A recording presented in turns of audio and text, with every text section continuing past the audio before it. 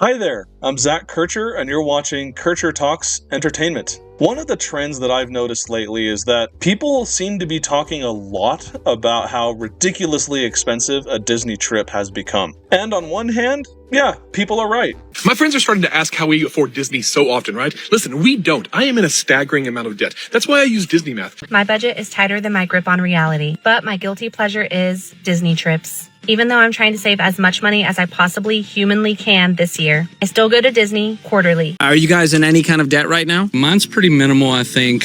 Credit card and a vehicle, probably about 60. And that's minimal to you? No, it's a lot. The happiest place on earth? More like the brokest place on earth, am I right? Disney's ability to just squeeze money out of the average person is legendary, and they're certainly not going to change that so long as the stock price remains as high as it is. So, people are going to continue blowing their rent money just to get excited over a chain smoker masquerading as Mickey Mouse. But in all seriousness, while a vacation to the Disneyland resort is going to be expensive no matter what way you try to sugarcoat it, it doesn't have to be this horrible experience where you're forced to deal with insane crowds, face excessively long lines at every ride, or get overwhelmed by everything to do and see. With that, I'm here to tell you that as someone who has been to Disneyland many times over the years, including a trip that I just got back from a few weeks ago with my family, I've gathered enough experience to share how going to Disneyland, even in our modern day and age, can not only be feasible, but it can actually be fun and memorable too. I promise you that if you follow the principles that I'm going to talk about in this video, you can avoid the trap of completely fumbling a Disneyland vacation.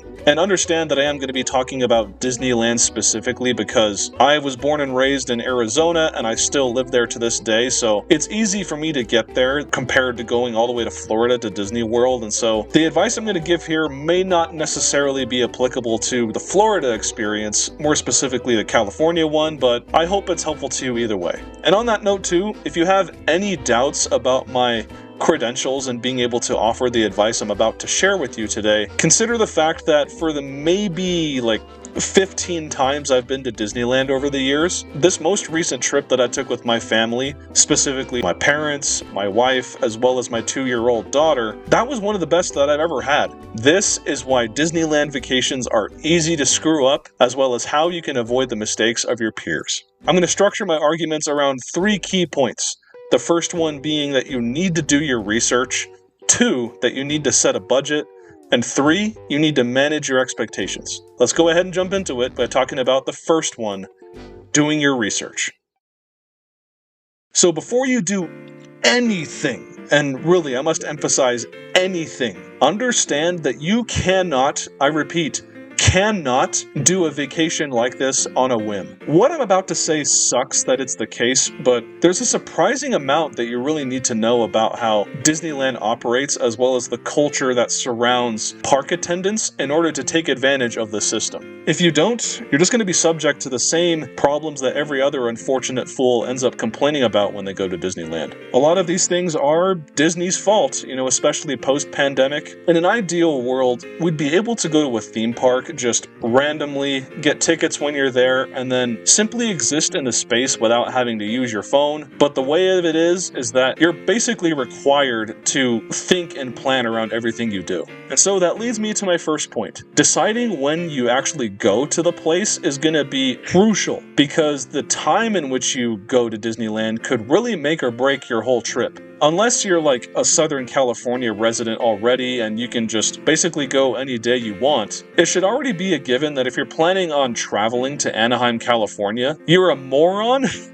if you plan your trip around a holiday or a weekend. Trust me on this. My family has done that in the past.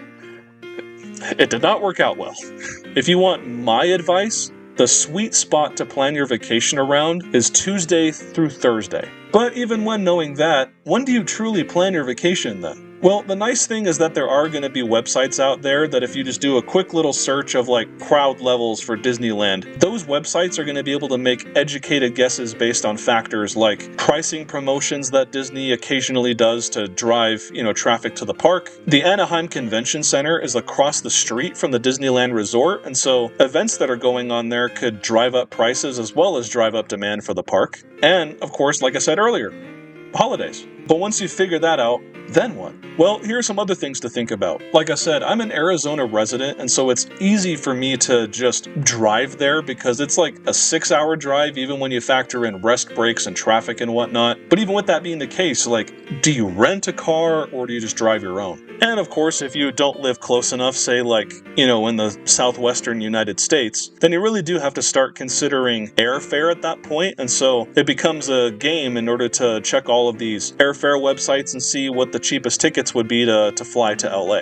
And another crucial point is that you should really research the hotels that are going to be in the local area, for there are plenty that offer much better value than those friggin' absurdly overpriced Disney hotels. I stayed in one of those a few years ago, so I should know. But to give you an example of when research did pay off, for that recent trip we did a few weeks ago, we stayed at the Best Western Park Place Inn, which certainly wasn't cheap. But you know what we did get? A full breakfast buffet was included every single morning that we're there, including the day that we checked out and went home, which certainly saved us a lot of money from having to buy breakfast in the park. And the hotel was located quite literally across from the main gate to the park. That makes a massive difference when you're quite literally walking like 10 miles in a single day. The point I'm making here ultimately is that with this research stage, you not only have to, research all the things that you need to know in order to have a good trip, but you need to figure out what's really going to be important to you when you travel there.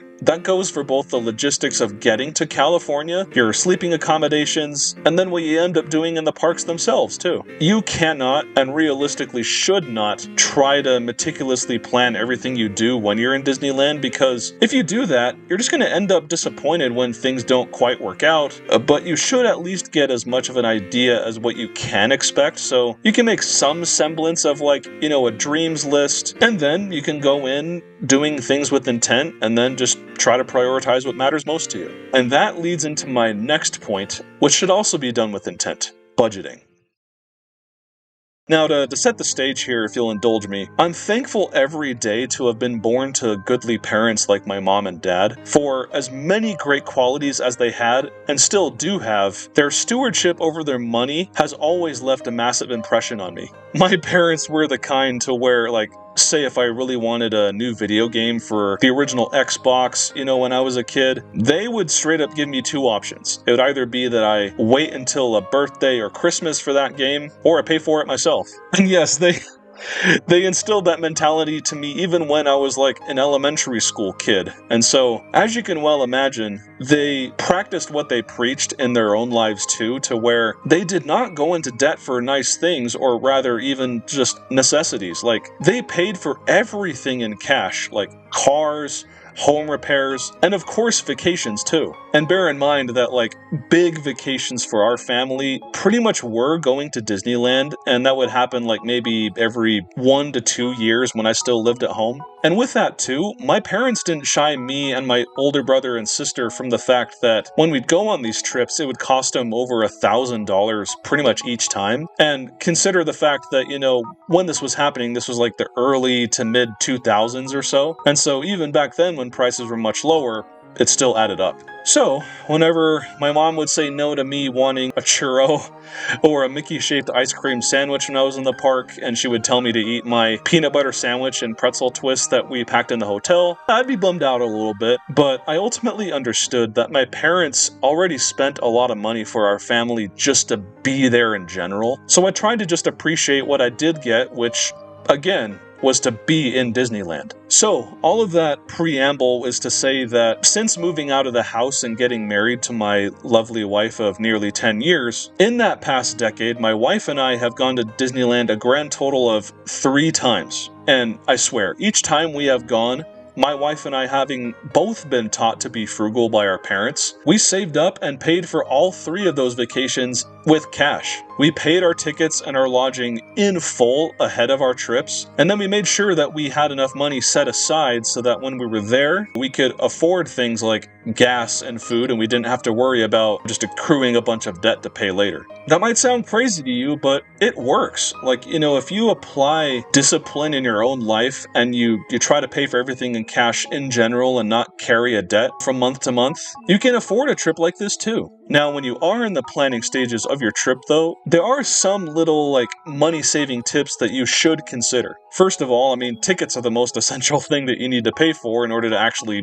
you know, go to Disneyland, and so understand that you don't have to buy your tickets from Disney directly. There are third-party websites that are authorized to sell those tickets to you. I'm not being sponsored in any way to say what I'm going to say, but you can go to Getaway Today. They have bundle deals all the time, especially if you book like a hotel with them. Or if you're a member of, say, like Sam's Club or Costco, those stores also offer discounts on not just the tickets themselves, but for Disney gift cards too. The discounts aren't much, but I mean, like, better to have some discount than nothing. Another thing to think about too is, for me, when, you know, we went this most recent time, the tickets that I ended up getting were actually through my company's, you know, HR platform that we use for, you know, benefits and payroll and stuff. And it had like this corporate discount marketplace feature on it. So if you have that kind of thing with your employment too, look it up. You might actually find the best deal, like how I did. But please be careful with people offering tickets on, say, like Facebook Marketplace or Craigslist, because even though you have those websites that I mentioned earlier that are authorized to sell those tickets third party to you, tickets are non-transferable after that initial sale. And so if people are offering those tickets to you on those sites, they're probably just trying to scam you. Now, moving on from that though, when it comes to hotels,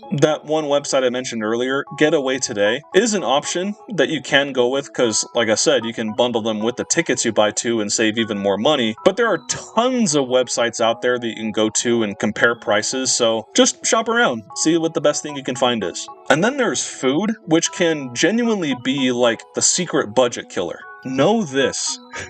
You do not have to rely on Disneyland for all of your food. I mean, heck, I said it earlier, like, we packed lunches into the park when I was a kid. Disney food may be delicious, but if you're just going to be getting a bunch of food, like, throughout the day, those costs can and will rack up quickly. So, if you aren't above packing food into the park, they'll just straight up let you take it in. You know, they're not going to make you throw it away like a movie theater will. And you have to anticipate the fact that because you're walking so much, and because it more than likely will be hot, because it's California, you have to be ready to come prepared with things like crackers, pretzel twists, like I said, granola bars, little snacks that you and your kids, if you have them, can stay satiated by, especially if you're standing in line for a ride. But if you really are going to buy food at Disney, which I think there is some food that's worth it, don't buy the typical concession type stuff like hot dogs, pizza, popcorn, or even those Mickey-shaped pretzels. If you're gonna get food at Disney, like, get the food that they're known for, man. Like the Dole Whip, the cheesy garlic pretzel bread, the Monte Cristo sandwich, the Matterhorn macaroon. If you're gonna get stuff like that, at least that way, you'll know that you ate something that is unique and worth the cash. Water is also no joke either. Like, if you go there and you buy an overpriced Dasani bottle for like $5 a pop, that's your fault. What you really should do is come prepared with your own bottles, especially for the fact that there are refilling stations everywhere throughout the park. I mean, for goodness sake, I mentioned the whole fact that a Dasani literally will cost you like $4.50 or $5 or whatever. A whole case of like 40 water bottles from Sam's Club will be cheaper than that single Dasani. People often complain about the high cost of Disneyland, which, fair, it is high-priced, but those same people don't know or are willfully ignorant of the fact that there are ways to save money if you're just smarter about your choices. And that leads into my last point about budgeting, which is merchandise. In my not-so-humble opinion, I think merchandise is one of the dumbest ways that you can watch your wallet dry up when you're at Disneyland. The grand majority of the stuff that you're going to find within Disneyland is just junk. You could find stuff that's probably better quality and for much cheaper prices at Walmart, Target,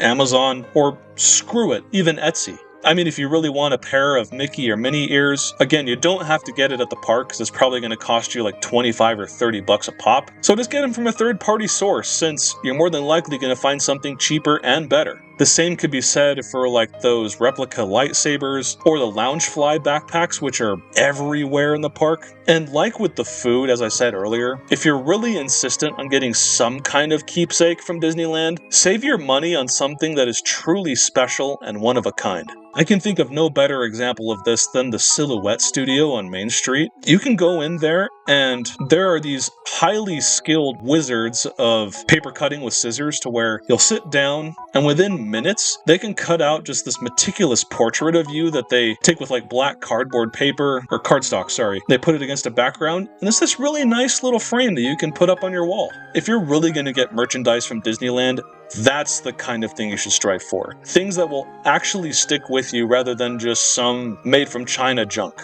Any way that you can save yourself some money while you're in Disneyland is going to be a win, both in terms of planning ahead of time and then just being disciplined when you get there. But that all leads into my final point, which is to answer the question of, what do you actually do when you're at the park? Well, let me tell you.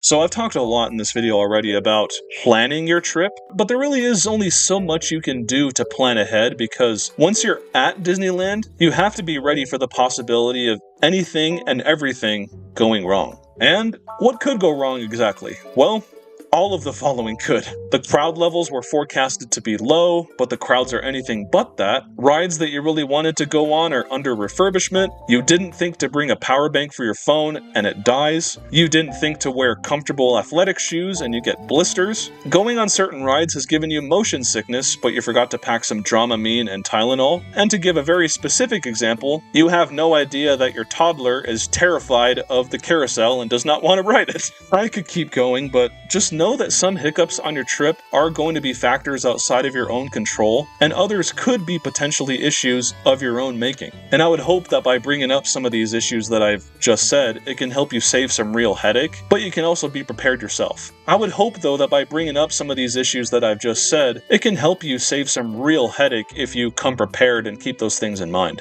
Now, I want you to know that if you don't end up going on every single e-ticket ride when you're in Disneyland, it's not going to ruin your trip. Chances are that you're not going to be able to do every single thing you want to do depending on the length of your trip. I mean, one thing I really wanted to do on my most recent trip was to see that new Walt Disney animatronic, and my wife wanted to do the walk around experience that's inside Sleeping Beauty's castle. We didn't get to do either of those, but we did appreciate everything we did get to do. First things first, think about what matters most for your trip. If this is your first trip ever to Disneyland, then maybe go for at least 2 to 3 days so that you have time to take things in at your own pace, and then you don't have to feel overwhelmed that you're rushing from one ride to the next and not having to miss something. But if you can only afford to do a single day trip, then just pick one park and don't rush yourself. Don't do the park hopper in that case. People also seem to think that they have to buy Lightning Lane, the pay-to-win version of Fast Pass.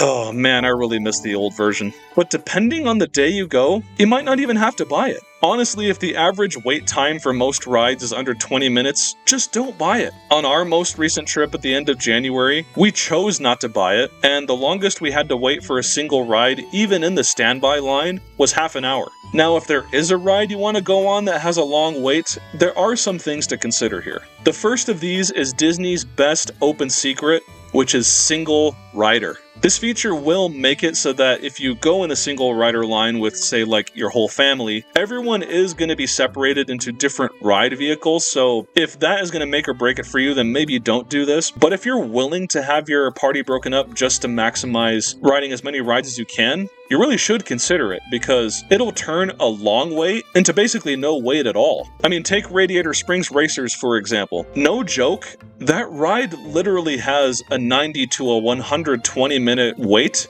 daily. I don't care how good your ride is, there is no ride in Disneyland worth that wait. If you are willing to do single rider on Radiator Springs Racers, though, I promise you that you're not going to have to wait longer than 15-20 minutes tops. Not every ride offers this perk, but for those that it does, the wait essentially becomes a non-issue, and it's free. The other wait time hack that, we discovered for the first time on our recent trip was rider swap. And what this is, it's available for groups where you have kids that are too small to ride certain rides, such as like my 2-year-old daughter. The way it works is that the group is going to be split so that one half will go ahead and go through the standby, typical line, and then the other half will go ahead and do whatever with the kid. But once the ride for the first group is over, you then trade places, and the group that was waiting then essentially gets a free ride through the lightning lane. My parents and my wife and I used that multiple times so we could fairly get to ride things like Thunder Mountain and Indiana Jones, and it really worked. One last but very crucial thing to think about is how the crowd levels are going to fluctuate throughout the day. Because regardless of the time of year you go, it is essentially going to go like this. The first 2 hours are going to be the slowest part of the day. It'll pick up a little bit from 10 to 1, and then from like 1 p.m. to maybe 8 p.m., the crowd levels are going to be at their absolute peak, and then it'll start to peter off around the last couple hours or so. When you go, don't sleep, quite literally, on those first 2 hours, like 8 to 10 a.m., because you'll want to arrive for what is known as rope drop when the park actually opens up for guests to go to rides. And when that happens, try to ride as many rides as you possibly can, while most of the queue times are going to be like, 5 minutes at most? Keep this in mind though. At rope drop, there are going to be a huge amount of people who go to a select few rides and end up bogging the lines for them. In Disneyland specifically, that's going to be Star Wars Rise of the Resistance, Peter Pan, and to some extent Space Mountain. In California Adventure, that's going to be Guardians of the Galaxy Mission Breakout and Radiator Springs Racers. Trust me when I say this, do not go to those rides at rope drop. Because what's going to end up happening is if you go to one of those rides and the queues are already filled up, you're just going to waste time that you could have spent riding, maybe 10 other rides in the same amount of time. Do what I said earlier with doing single rider and rider swap when you can, and then for certain rides like Peter Pan, wait until that ride has maybe a less than 30-minute wait for it. And for Rise of the Resistance, if the wait is less than 45 minutes,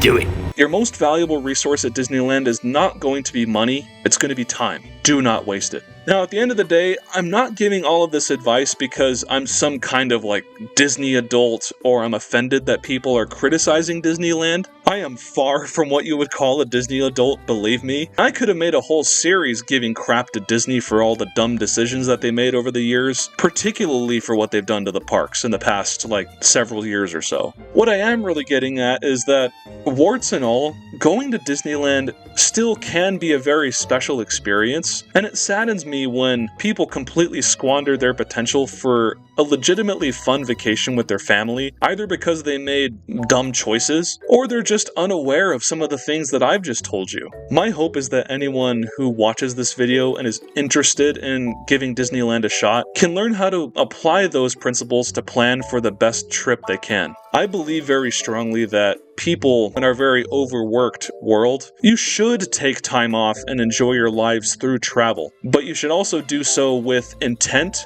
and by being financially responsible. And there is no greater promise I can give that it is very possible to do both of those things, even when you're going to Disneyland. And that's it. Thank you so much for watching. If you like this video, please do consider giving it a like and subscribe to the channel. For doing so really does help my channel grow, and I will see you all in the next one.